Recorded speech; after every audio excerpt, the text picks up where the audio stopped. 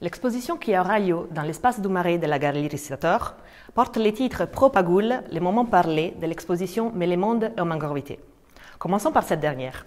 L'exposition Mélémonde et Mangrovité, où je me trouve en ce moment, est actuellement en cours à la Galerie Jeune Création de Romainville. Elle porte sur l'imaginaire poétique et politique de la figure de la mangrove et elle a été réalisée par Chris Cyril, critique et curateur indépendant, qui a su tisser entre elles, à travers l'écriture d'un conte, les œuvres de 5 artistes internationaux.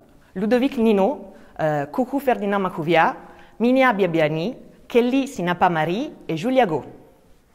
Donc on a dit Propagule, les moments parlés de l'exposition Mélémonde en Mangrovité. Qu'est-ce que c'est ces moments parlés? Il naît dans l'idée de pouvoir diviser l'exposition, ou toute exposition, en 3 moments. Les moments parlés, justement, les moments comptés et les moments retardés. Commençons encore une fois par la fin. Les moments retardés est ce qui vient après coup, donc après les expositions, qui est porté par le discours de la critique ou par la mémoire du catalogue. Les moments comptés, car il y a bien des expositions qu'il faut compter, est celui de l'événement lui-même, et donc son temps il coïncide avec la programmation de l'exposition. Les moments parlés, enfin, est celui qui vient avant l'exposition et qui regroupe donc toute la phase de création, d'élaboration et de réflexion qui a rendu possible la genèse de l'exposition. Le défi était justement celui de pouvoir montrer, à travers une exposition, tous ces éléments qui restent normalement invisibles. Donc, Propagule, les moments parlés de l'exposition Mélémonde et Mangrovité. On arrive enfin à Propagule.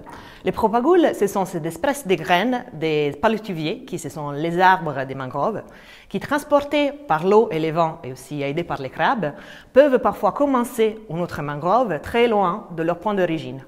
Avec l'exposition à la Galerie Rissator, on joue avec ces doubles temporalités de la propagule.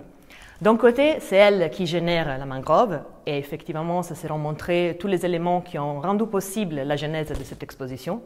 Et de l'autre côté, c'est la mangrove qui génère des propagules. Et effectivement, l'exposition à la Galerie Rissator n'aurait pas pu avoir lieu sans celle-ci.